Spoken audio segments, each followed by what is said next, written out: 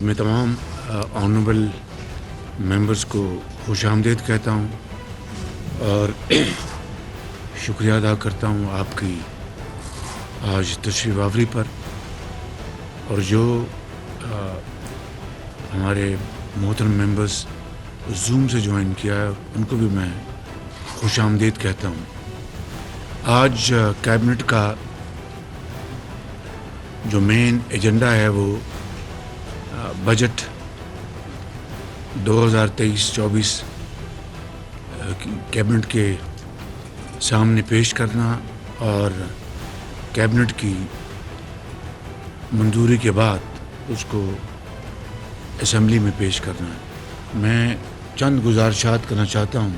ایک تو میرے پاس ایک ہی ایڈوائزر کی سیٹ خالی تھی، وہ میں جناب روہیل اصغر شیخ صاحب کو بنایا ہے۔ میں آپ کو اپنی طرف سے اور کابینہ کے ممبران کی طرف سے آپ کو مبارکباد پیش کرتا ہوں۔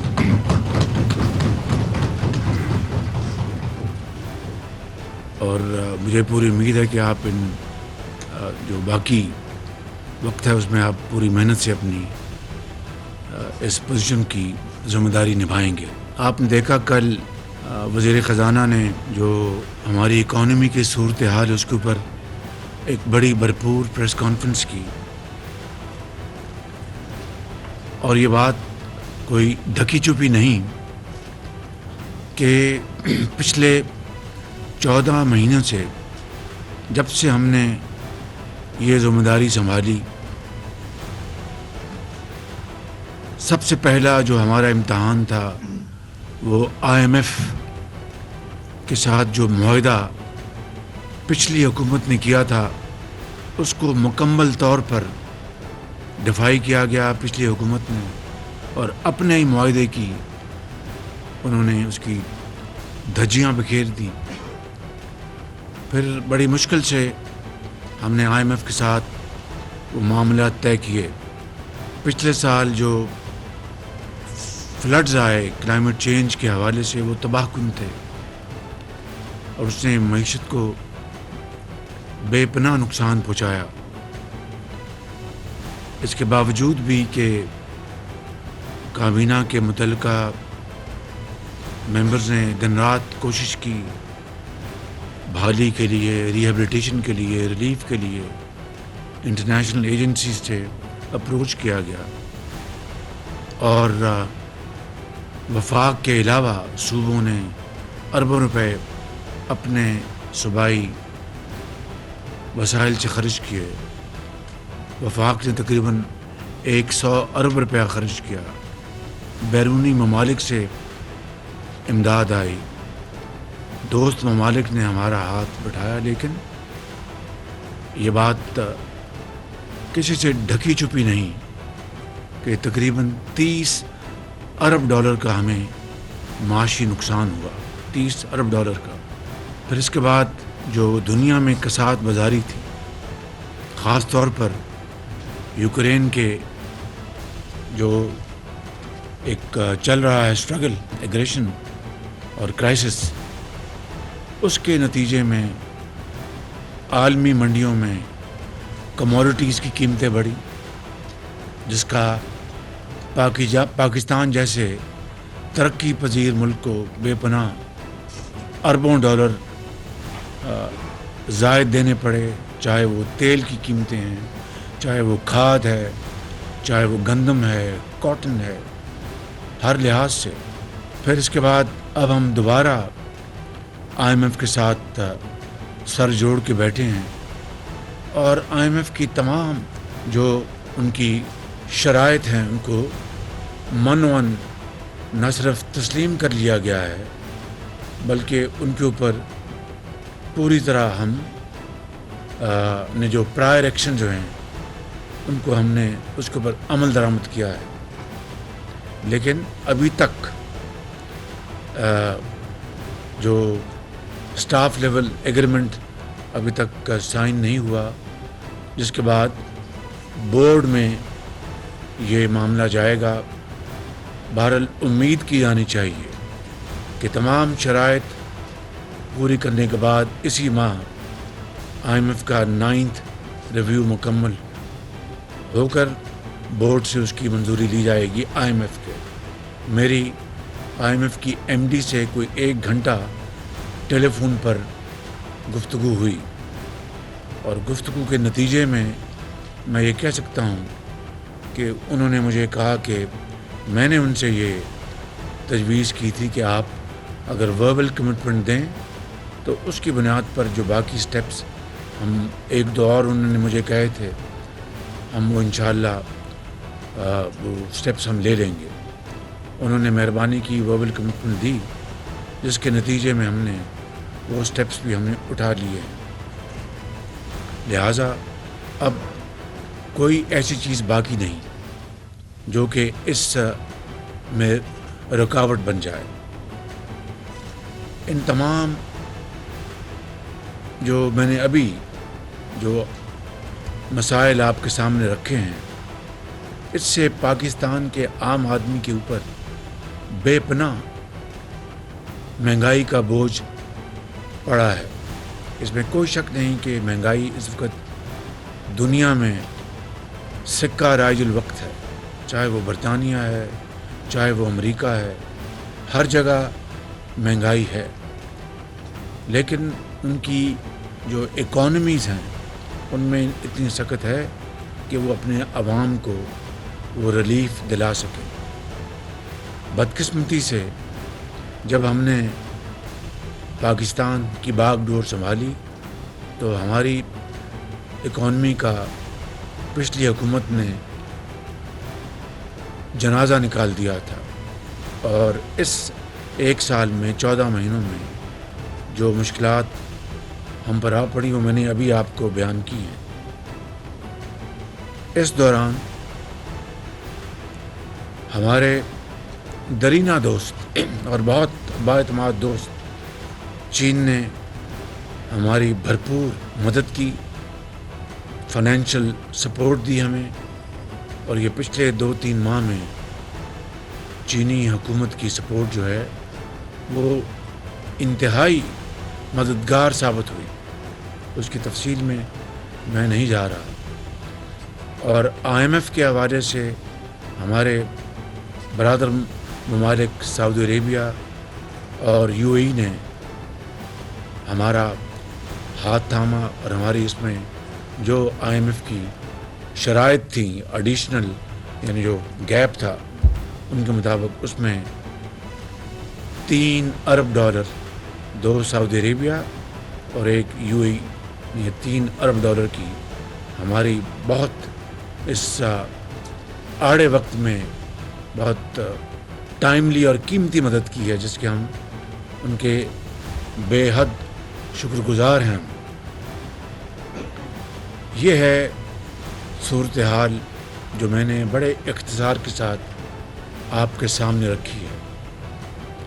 آج بجٹ پیش ہونا ہے اور اب چیلنج یہ ہے کہ اس وقت جو مہنگائی نے غریب آدمی کا بے پناہ اس کے اوپر بوجھ ڈالا ہے, جو ہماری اقتصادی ترقی جس رفتار پہ ہونی چاہیے تھی, جن چیلنجز کا جس کا میں نے ابھی ذکر کیا ہے اس کی وجہ سے وہ سست روی کا شکار ہو گئی.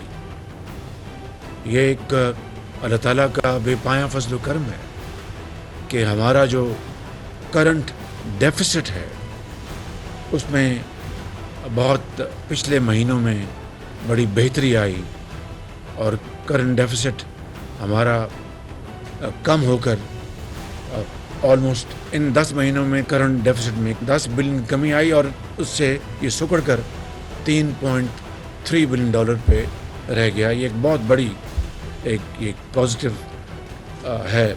مگر دوسری طرف جو فارن ایکسچینج کے ہمارے جو وسائل ہیں وہ بڑے ان کے پر بہت بوجھ ہے, تو ظاہر ہے کہ ہماری جو امپورٹ جو رجیم ہے وہ اس میں پریورٹی ہے اور اس کی وجہ سے ہماری جو ایکٹیویٹی ہے اس میں ظاہر ہے کمی آئی ہے. تو یہ سارے جو میں نے آپ کو چیلنجز بیان کیے ہیں اس کے لیے پوری کوشش جاری ہے. اور یہ بجٹ جو ابھی آپ کے سامنے پیش کیا جا رہا ہے، میں نے اپنے آنریبل ممبرز کی معاونت میں، ان کی مشاورت کے ساتھ، وزیر خزانہ اور ان کی ٹیم کے ساتھ، اور پاکستان کے جو اسٹیک ہولڈرز ہیں، کاروباری حضرات، زرعی فیلڈ سے جن کا تعلق ہے، آئی ٹی سے جن کا تعلق ہے، ایکسپورٹرز، ہم نے پچھلے ہفتے ڈیڑھ ہفتے میں کئی ان کے ساتھ میٹنگز کی.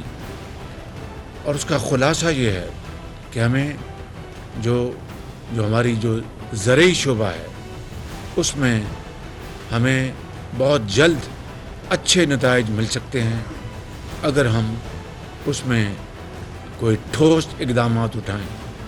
صرف اس بات پہ خوش ہو جانا کہ چونکہ کسان کو گندم کی قیمت اچھی ملی تو بمپر کراپ ہوئی، یہ اللہ تعالیٰ کا بے پایاں فضل و کرم ہے. اور یقیناً کسان اس کو اچھی قیمت ملی اور اس نے محنت کی. لیکن کیا ہم 75 سالوں میں ان ممالک کے مقابلے میں جن کی ان مدات میں ییلڈ دگنی ہو چکی ہے، دگنی سے بڑھ چکی ہے، کیا ہم اس میں کوئی پیش رفت کی؟ تو میرا جواب ہے کوئی خاطر خواہ پیش رفت نہیں کی. چاہے وہ گندم ہے، چاہے وہ گنا ہے، چاہے وہ کپاس ہے، اور درجہ بدرجہ جو دوسری ہماری، اور پھر ہماری جو scientific research and so on so forth.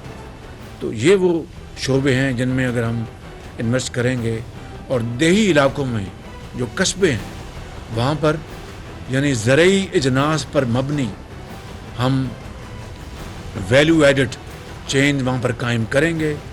اگر آپ کا آم جو ہے وہ جب گلنا سڑنا شروع ہوتا ہے تو اس کی اگر کلیکشن کا انتظام ہو، سٹوریج کا انتظام ہو، مشینری ہو، اس کو ویلیو ایڈڈ میں بدلنے کے لیے آم کا اچار بنائیں، آم کے جوس بنائیں، and so on so forth. اسی طرح باقی فروٹس، سبزیاں، تو اربوں ڈالر کی آپ کو اگلے سالوں میں اس میں ایکسپورٹس مل سکتی ہیں. اور دیہی علاقوں میں وہاں خوشحالی آئے گی. وہاں پر آج نوجوان جو FA BA کر گیا ہے، اب وہ فصل اپنا کی بجائی اور کاٹنے میں اس کا کوئی انٹرسٹ نہیں ہے، وہ شہر آنا چاہتا ہے. اس کو اگر ہم اپرچونیٹیز وہاں مہیا کریں گے، وہاں پر یہ وسائل دیں گے تو وہاں پر رہے گا، اپنے گھر کی خدمت کرے گا، ماں باپ کی، بزنس چلائے گا. اور شہر میں جو مائیگریشن ہے اس میں بھی خاطر خواہ کمی آئے گی. میں تفصیل میں نہیں جا رہا، اس کے اوپر ہم نے بڑا کام کیا ہے، وہ فائنانس منسٹر آپ کو بتائیں گے. اسی طریقے سے IT کے شعبوں میں، ایکسپورٹس میں، اس میں ہمارے منسٹر آف کامرس ہیں، منسٹر IT ہیں، اور دوسرے منسٹر فائنانس اینڈ دوسرے جو ہمارے منسٹرز ہیں، انہوں نے سب نے بڑی اس میں معاونت کی ہے. پھر اگلی بات اور جو آخری بات میں جو بطور ابتدائی کرنا چاہتا ہوں یہ ہے وہ جس سے کہ ہم اکانومی کو آگے بڑھائیں گے. لیکن میری بات یہ طے ہے، یہ میری بات نوٹ کر لیں کہ دنیا میں، پاکستان چھوڑ دیں، دنیا میں جو معیشت کا پہیہ جڑا ہوا ہے سیاسی استحکام کے ساتھ، اگر ملک، کسی بھی ملک میں، چاہے وہ پاکستان ہو، کسی بھی ملک کے اگر سیاسی استحکام نہیں ہوگا تو وہاں پر معیشت، ترقی تو دور کی بات ہے، تباہ ہو جائے گی. آپ 70 کی دہائی میں جب یورپ میں بڑے بڑے پروٹیسٹ ہوئے، دیکھ لیجئے کہ ان کی اکانومیوں کا ان کی وہ جنازہ نکل گیا. اس طرح کی دنیا میں کئی عصر حاضر کی مثالیں موجود ہیں. تو پاکستان میں پچھلے ایک سال سے جو یہاں پر پولیٹیکل انسٹیبلٹی کی بھرپور کوشش کی جا رہی ہے، اس کے لیے جو بس اپنا ذرائع تلاش کیے گئے، اس کے لیے جو بیانیہ اختیار کیا گیا، اس کے لیے جو جتھے بندی کی گئی، اس سے اس ملک کے اندر ایک سیاسی طوفان آیا. ایک سیاسی ہلچل نہیں بلکہ ایک طوفان آیا، طوفان جس نے کہ معاش کے پہیے کو جام کر دیا. فورن ڈائریکٹ انویسٹمنٹ وہ آلموسٹ ختم ہو گئی. ملک کے اندر جو سرمایہ کار ہیں وہ رک گئے، اور جو سندوں کی چمنیوں سے دھواں نکلنا بند ہو گیا، تو یہ وہ سب سے بڑا الارمنگ فیکٹر ہے کہ اگر سیاسی استحکام کے بغیر آپ اربوں کھربوں ڈالر جھونک دیں اس کا کوئی نتیجہ نکلے گا. اس لیے سیاسی استحکام لانے کے لیے ہم سب اس کے اوپر یکسو ہیں. اسٹیٹ آف پاکستان یکسو ہے، ادارے یکسو ہیں کہ سیاسی استحکام لائیں گے. تو یہ عرض کرنا چاہتا ہوں کہ غریب آدمی، جس طرح میں نے شروع میں نے کہا کہ وہ بیچارہ پس گیا ہے، اس کی تنخواہ اگر اس میں خاطر خواہ اضافہ نہ کیا گیا تو میں سمجھتا ہوں کہ جتنے بھی مشکل اور نامساعد حالات ہیں، یہ ہماری بہت بڑی ذمہ داری ہے کہ ہمیں کم از کم اس کی تنخواہ میں اتنا اضافہ کریں جس سے کہ وہ اپنے بال بچوں کا جو پیٹ جو ہے وہ ان کو پال لے اور ان کی جو بنیادی ضروریات کو وہ پورا کر لے. اسی طرح پینشنرز ہیں، ان کی پینشن میں ریٹائرڈ لوگ اس انفلیشن سے ان کی پینشنیں آدھی سے بھی کم ہو گئیں، ان کی تنخواہیں آدھی سے بھی کم ہو گئیں. تو اس لیے پینشنرز کا ہمیں خیال کرنا ہے. یہ وہ دو ایشوز ہیں جو آج آپ کے سامنے پیش ہوں گے. آپ نے رائے دینی ہے اور اس کے مطابق پر انشاءاللہ ہم آگے چلیں گے. میرا یہ یقین ہے کہ ان تمام تر مشکلات کے باوجود دیکھیے کہ بمپر ویٹ کی کراپ ہوئی، اللہ تعالیٰ نے بڑا فضل کیا. 10 سالوں میں یہ سب سے بڑی گندم کی، اور اسی طرح کاٹن میں جو کاٹن کی قیمت اناؤنس کی گئی، کاٹن کا جو ایریا ہے اس میں خاطر خواہ اضافہ ہوا جس میں کاٹن کی بجائی کی گئی ہے. اور امید کی جانی چاہیے کہ اس مد میں ہمیں اللہ تعالیٰ اپنا کرم فرمائیں گے. پھر ہم کوشش کر رہے ہیں کہ گیس کی قیمتیں دنیا میں نیچے آ رہی ہیں، کہیں سے ہمیں گیس کا نیا کانٹریکٹ مل جائے جس سے کہ اس وقت جو گیس جن قیمتوں پہ خریدی گئی تھی ماضی میں، اگر ان کم قیمتوں پہ کوئی کانٹریکٹ مل جائے تو ایوریج جو ہے اوسط قیمت کم ہو جائے گی اور اس سے ملک کے اندر اقتصادی پہیہ تیزی سے چلے گا. بجلی کی ایک بہت بڑا چیلنج ہے، آپ جانتے ہیں. آج اس کے لیے وقت نہیں، آپ نے پیچھے پریزنٹیشن بھی لی تھی. میں ان الفاظ کے ساتھ آپ سب کا بہت شکر گزار ہوں.